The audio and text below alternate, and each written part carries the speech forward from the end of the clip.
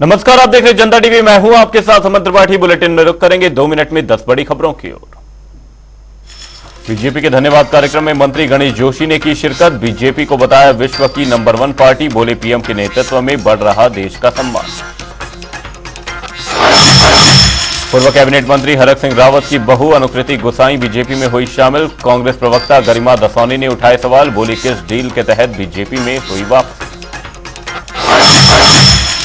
कांग्रेस प्रवक्ता शीशपाल सिंह बिष्ट का बयान। बोले प्रदेश में कम मतदान होना दिखा रहा बीजेपी की हार। 400 पार सीटों का सपना रहेगा अधूरा। हल्द्वानी में गर्मियों के साथ बढ़ रही पानी की किल्लत। डीएम ने सभी पेयजल विभाग के अधिकारियों को जारी किए निर्देश। कहा हर घर पहुंचाएं पीने का पानी।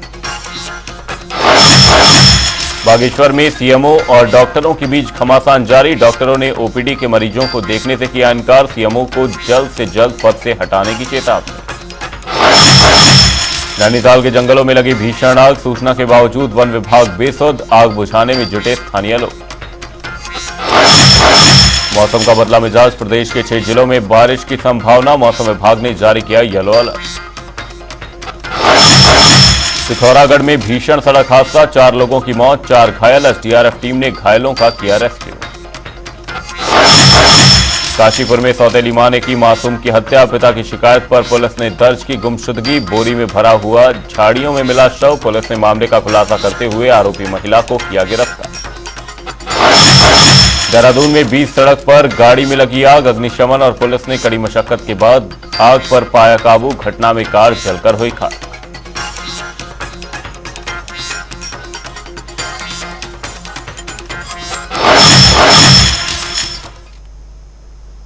रुक करेंगे खबरों की ओर। देहरादून के सालावाला में चुनाव कार्यालय में बीजेपी कार्यकर्ताओं के जरिए धन्यवाद कार्यक्रम का आयोजन किया गया।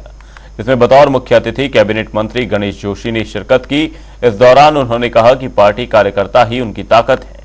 साथ ही कैबिनेट मंत्री ने कहा बीजेपी विश्व की नंबर 1 पार्टी है। साथ ही उन्होंने कहा कि आज देश का नेतृत्व ऐसा शख्स कर रहा है जिसने देश के मान और सम्मान को विश्व में बढ़ाने का काम किया है। देखिए, भारतीय जनता पार्टी एक कार्यकर्ता आधारित पार्टी है। भारतीय जनता पार्टी विश्व की नंबर 1 पार्टी है। भारतीय जनता पार्टी की ये विशेषता है कि आज चाय बेचने वाला देश का प्रधानमंत्री बन सकता है। एक मेरे जैसा फौज का सिपाही 4 बार विधायक बन सकता है, काबीना मंत्री बन सकता है। एक एबीवीपी का कार्यकर्ता पुष्कर सिंह धामी इस प्रदेश का मुख्यमंत्री बन सकता है। ये इस पार्टी की विशेषता है। और इस चुनाव में हमारे एक कार्यकर्ता ने पूरी जिम्मेदारी के साथ, पूरी ईमानदारी के साथ काम किया।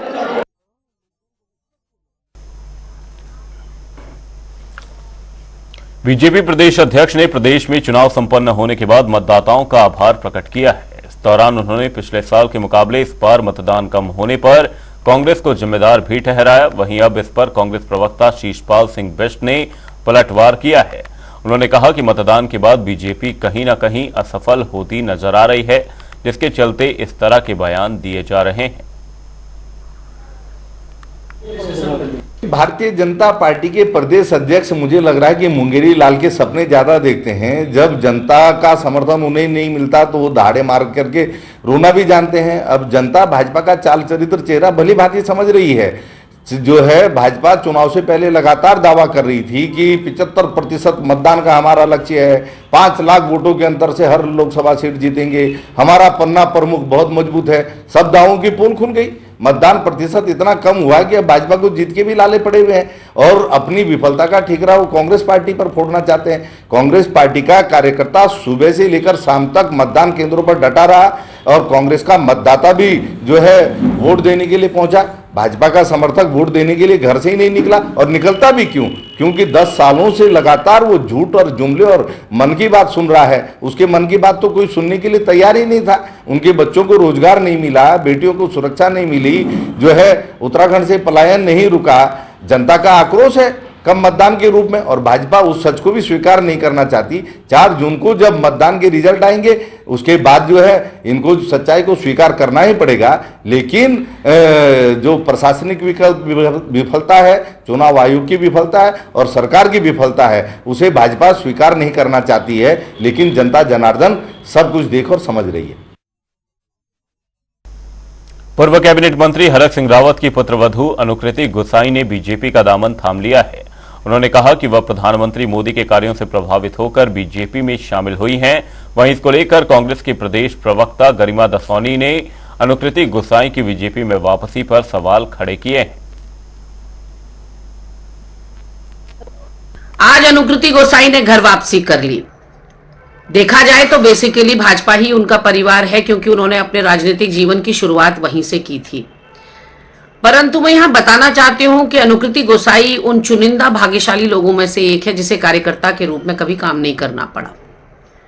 कांग्रेस में भी जब उन्होंने सदस्यता ग्रहण करी तो ज्वाइनिंग के साथ ही उनको टिकट दे दिया गया लैंसडाउन से, और वो टिकट जिसके लिए मारामारी होती है, जिसके लिए सालों साल एक कार्यकर्ता को एड़ी चोटी घिसनी पड़ती है, जोर लगाना पड़ता है, वो टिकट उनको थाल में परोस कर दे दिया गया।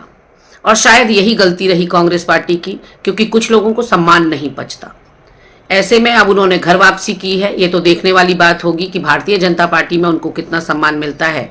परंतु एक सवाल जो मन में कौध रहा है वो ये कि जिन केसेस के लिए लंबी पूछताछ ईडी सीबीआई के द्वारा अनुकृति गोसाई की हो रही थी, उन केसेस क्या क्या होगा।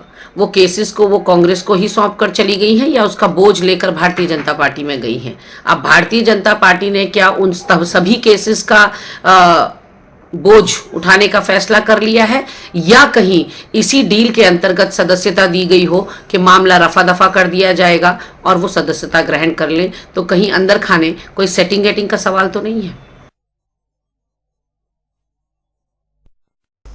लोकसभा चुनाव के पहले चरण में उत्तराखंड की करने के लिए चलाए गए अभियान का खास असर देखने को नहीं मिला।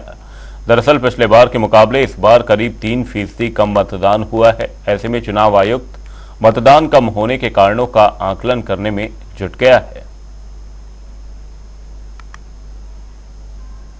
वोटिंग परसेंट काफी अच्छा रहा है। हमारा मात्र सिर्फ 3% कम हुआ है 2019 की जो पार्लियामेंट चुनाव से।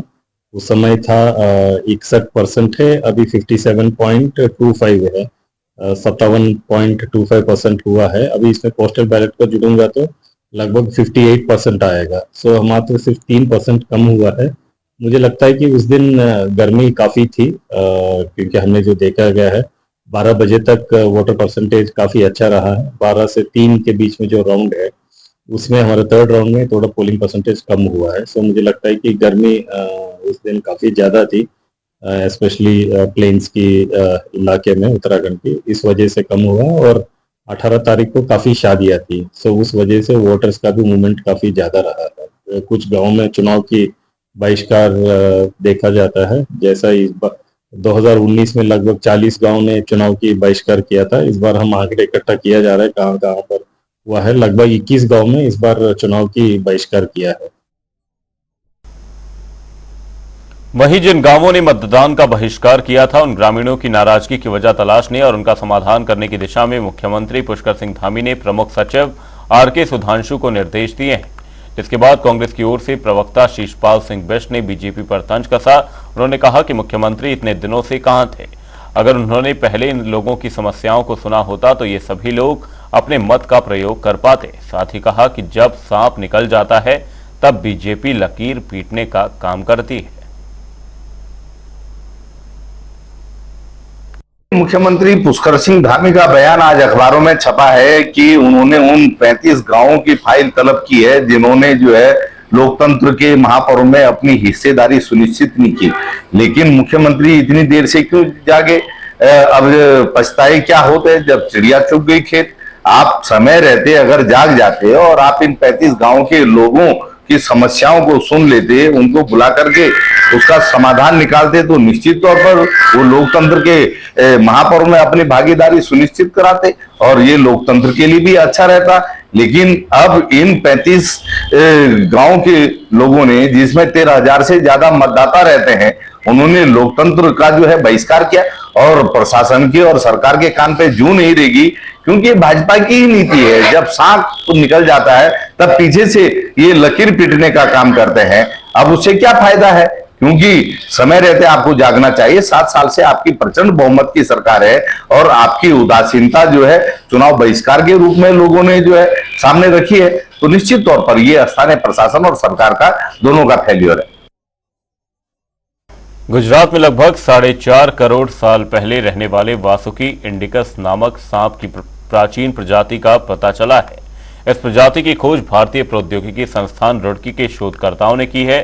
उन्होंने जानकारी देते हुए बताया कि यह सांप 2005 में गुजरात के कच्छ जिले की खदान में मिला था। साथ ही उन्होंने क्या कुछ कहा वो सुनिए।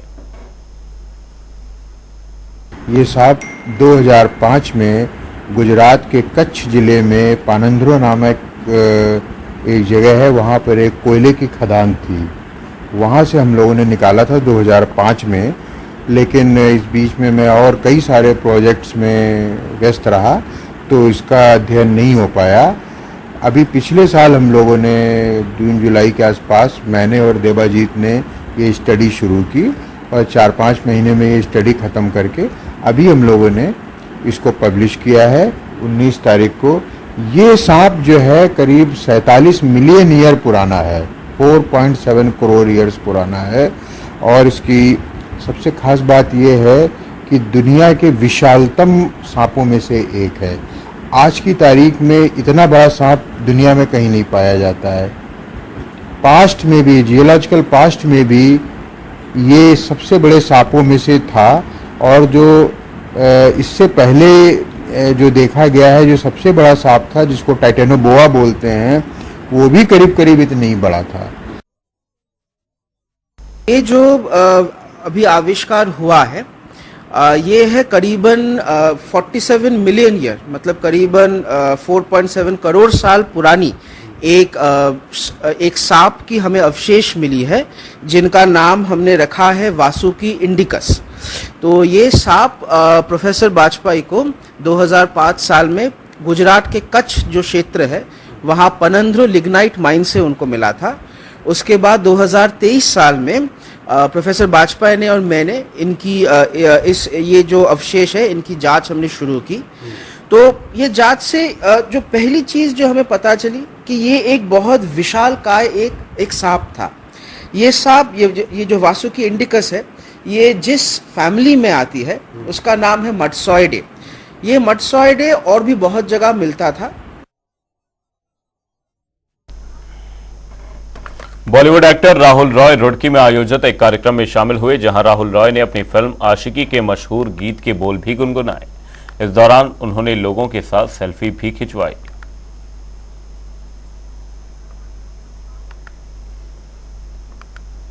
हल्द्वानी में गर्मी शुरू होते ही पानी की किल्लत लगातार बढ़ रही है। ऐसे में जिलाधिकारी वंदना सिंह ने जल संस्थान के अधिकारियों को सख्त निर्देश दिए हैं। उन्होंने कहा कि पानी की किल्लत को दूर करने के लिए जल संस्थान, जल निगम और विद्युत विभाग आपसी समन्वय के साथ काम करें।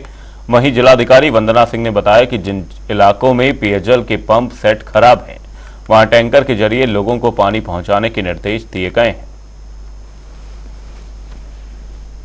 क्या कुछ निर्देश आपके द्वारा दिए गए हैं? जो जल संस्थान, जल निगम के संबंधित डिविजन्स हैं, पेयजल की जो किल्लत हो रही है अलग अलग क्षेत्रों में, और सभी को जो पर्याप्त मात्रा में टैंकर्स वगैरह लगाए जाने के निर्देश दिए हैं। इसके अलावा जहां विभिन्न पंप हाउसेस के खराब होने की वजह से दिक्कतें आती हैं पेयजल की पंपिंग में, उसमें स्पेयर मोटर, स्पेयर पंप इत्यादि की व्यवस्था करने के लिए भी निर्देशित किया है। विभाग को कई बार इलेक्ट्रिसिटी की जो सप्लाई है उसके अप एंड डाउन होने की वजह से भी पंपिंग में समस्या आती है, तो विद्युत विभाग के अधिकारियों को भी आज की मीटिंग में हमने निर्देशित किया है कि जल संस्थान और जल निगम के जहां जहां पंप हाउस है वहां समन्वय बनाते हुए अपने ट्रांसफार्मर में पर्याप्त व्यवस्था सुनिश्चित करवाएंगे। बागेश्वर के जिला अस्पताल में डॉक्टरों और प्रभारी सीएमओ के बीच संग्राम जारी है। डॉक्टरों ने डीएम से मामले में पूरी जांच कर सीएमओ को अपने पद से हटाए जाने की मांग की थी, जिस पर कोई कार्रवाई नहीं होने के चलते डॉक्टरों ने विरोध में ओपीडी के मरीजों को देखने से मना कर दिया है। ओपीडी ठप नहीं हुआ है, हमने सिर्फ ओपीडी कक्षों में हम नहीं बैठ रहे हैं, इमरजेंसी में बैठ के मरीज को देख रहे हैं और अपने जो हमारे निर्धारित ओपीडी है उनमें हम नहीं बैठ रहे हैं बस। और ये सिर्फ इसलिए है क्योंकि डीएम साहिबा से हमारे शनिवार को पूर्ण आश्वासन मिला था कि मंडे को सीएमएस साहब को सीएमओ ऑफिस अटैच किया जाएगा या उनको तब उस समय तक के लिए जब तक जाँच हो रही है तब तक के लिए यहाँ से हटाया जाएगा, जिससे कि जांच प्रभावित ना हो। परंतु अभी तक हमें उक्त ऑर्डर प्राप्त नहीं हुआ है। जब तक हमें उक्त आदेश प्राप्त नहीं हो जाते तब तक हम ओपीडी में नहीं देखेंगे। तो इमरजेंसी और पीएम सेवाएं पूर्ण की तरह जारी रहेगी। वो ओपीडी के मरीज भी इमरजेंसी में देखे जाएंगे। नैनीताल वन प्रभाग के जंगलों में आग की वजह से काफी नुकसान हो रहा है। आग की लपटें एचएमटी हल्द्वानी के महर्षि विद्या मंदिर के परिसर तक पहुंच गई हैं, जिससे स्कूल को खतरा पैदा हो गया है। स्कूल का स्टाफ पढ़ाई छोड़कर जंगल की आग बुझाने में जुट गया है। स्कूल प्रबंधन की ओर से वन विभाग को इसकी सूचना दी गई थी, पर बावजूद इसके वन विभाग बेसुध है। आग एक्चुअली अभी सभी जगह यहाँ पर जो है कई जगहों पर मैं देख रहा हूँ कि आग जो है फैल चुकी है। हमारे कैंपस के अंदर तक आग पहुँच चुकी है। हमने जो है अपने संसाधनों से अपने कर्मचारियों को लगा के इस आग को कंट्रोल करने की कोशिश कर रहे हैं, लेकिन हम फॉरेस्ट डिपार्टमेंट से भी संपर्क कर रहे हैं कि वो जो है इसको बुझाए। तो अभी हम उनसे हमारी बात बन नहीं पा रही है। जैसे ही वो हमारे पास आते हैं तो हम कोशिश करते हैं इस आग को बुझाने की। तो फॉरेस्ट की तरफ से अभी आपसे कोई रिस्पांस मिला है आपको? सर, हमने फॉरेस्ट डिपार्टमेंट से संपर्क करने की कोशिश करी, लेकिन अभी तक हमारा उनसे संपर्क हो नहीं पा रहा है। खतरा सर, खतरा क्या है? लेकिन खतरा सर देखिए, आग फैलते जा रही है तो ये आसपास हमारे बच्चों के लिए भी खतरा है और ये अगर इसी तरीके से फैलते रही तो पूरे इलाके को कवर कर लेगी। चारों तरफ से आग लगी हुई है इस वक्त। एक तो गर्मी का इतना बड़ा कारण बना हुआ है और सबसे बड़ी ये है कि लोग जहाँ मतलब ये सब मेन ये है कि लोग कहीं आग खुद नहीं लगती है, कोई ना कोई लगा के चले जाता है। अभी हमारे पीछे जो आग लगी हुई है किसी ने नदी के किनारे से लगाई हुई है, जो चारों तरफ से इतनी बुरी तरह फैल चुकी है कि अब इसमें अगर हम जंगलात वाले भी जो इनके लेबर आती है इनको बुझाने के लिए, वो लोग बुझा नहीं पाते हैं। इतनी भयानक आग को कोई बुझा नहीं पाता और न ही इनके पास कोई इस टाइप के यहाँ पे संसाधन है कि इस आग को हम किसी अलग तरीके से बुझा पाएँ। आग से तो बहुत नुकसान है साहब। ये तो पशु पक्षी और जानवर छोटे छोटे सुअर काकड़ बहुत यहाँ घूमते रहते, मोर घूमते रहते थे, सब जल गए होंगे। सारा बच्चों में थे, वो छोटे छोटे बच्चे उनके घूम रहे थे, बच्चों को लेके घूम रहे थे। फसल बगीचे को नुकसान? फसल बगीचे के यहाँ तो किनारे में बगीचे हैं और बगीचे में पहुँच गई तो बगीचे को बहुत बड़ा नुकसान होने वाला है। और हमारी गाड़ियाँ खड़ी थी, गाड़ियों को भी अब इधर हम किनारे किए हुए हैं, सारा इधर को किनारे को हुए। तो और यहाँ से अब देखिए कि जंगल की तरफ को इतना भयंकर हो गया और इतना पॉल्यूशन हो रहा है कि हमें सांस लेना बहुत मुश्किल हो गया। मौसम विभाग ने एक बार पूरे प्रदेश भर के लिए पूर्वानुमान जारी किया है। मौसम विभाग के मुताबिक आने वाले कुछ दिनों तक प्रदेश के अधिकांश हिस्सों में बारिश देखने को मिल सकती है। वहीं मैदानी इलाकों में कहीं कहीं बारिश होने के साथ मौसम के सामान्य रहने की भी संभावना है। देखिए, इस समय आप देख ही रहे हैं कि बहुत एक्टिविटी नहीं है। आज और कल की अगर बात कर लें, आज आपकी 22 तारीख है और कल 23 है, तो एक पश्चिमी विक्षोभ है, फीबल है, तो उसका जो थोड़ा बहुत असर है अंदर के हमारे डिस्ट्रिक्ट से उत्तराखंड के उत्तरकाशी, चमोली, पिथौरागढ़, रुद्रप्रयाग का बागेश्वर है, तो इनमें हल्की एक्टिविटी जो है आज और कल अगर मैं कहूँ तो आइसोलेटेड टाइप जो है वो मिलेगी। तो बहुत ज़्यादा नहीं है कुछ, और छुटपुट आप कह सकते हैं जो देहरादून के हिल्स है या टेहरी की जो हिल्स है उनमें थोड़े बहुत जो है activity isolated type very light वो रह सकती है आज और कल में। फिर उसके बाद देखेंगे 24, 25, 26 अगर मैं बात करूं तो ऑलमोस्ट ड्राई रहने वाला है। हाई रीचेज में छुटपुट हो तो उससे कोई असर पड़ने वाला नहीं है। और दूसरी चीज़ देखेंगे, अगर तापमान की भी बात करें तो तापमान हमारे एकदम सामान्य पे इस समय चल रहे हैं, चाहे वो मैदानी क्षेत्र है या आप हिल्स की बात करें। और अभी अगले जो है कहूँगा कि जो 48 घंटे है आज और कल अगर बात करें तो इसमें भी तापमान नहीं बढ़ेगा। 24 तक भी इसमें बढ़ोतरी नहीं दिख रही है, करीब ऐसे ही रहेंगे, आधा 1 डिग्री ऊपर नीचे जो इस समय बने हो वही रहने वाले 2 से 3 दिन में। लेकिन उसके बाद 25 से लेकर 27 में देखेंगे तो उसमें जो है 2-3 डिग्री तक की बढ़ोतरी होगी। तो आप ये कह सकते हैं जो मैदानी क्षेत्रों में है 25 से लेकर अगर 27 तारीख के आसपास की अगर मैं बात करूं तो इसमें टेम्परेचर 36 से लेकर 38 तक जो है 38 तक जो है मैदानी क्षेत्रों में। पिथौरागढ़ में भीषण सड़क हादसा हो गया है। बता दें कि यहां बारात से लौट रही कार का खौफनाक एक्सीडेंट हो गया, जिसमें 4 लोगों की दर्दनाक मौत हो गई, तो वहीं अन्य 4 लोग गंभीर रूप से घायल बताए जा रहे हैं। बता दें कि तेज रफ्तार कार गहरी खाई में गिरने की वजह से यह हादसा हुआ है। वहीं सूचना मिलने पर पुलिस और एसडीआरएफ की टीम मौके पर पहुंची, जहां उन्होंने घायलों का रेस्क्यू कर उन्हें इलाज के लिए अस्पताल में भर्ती करवा दिया है।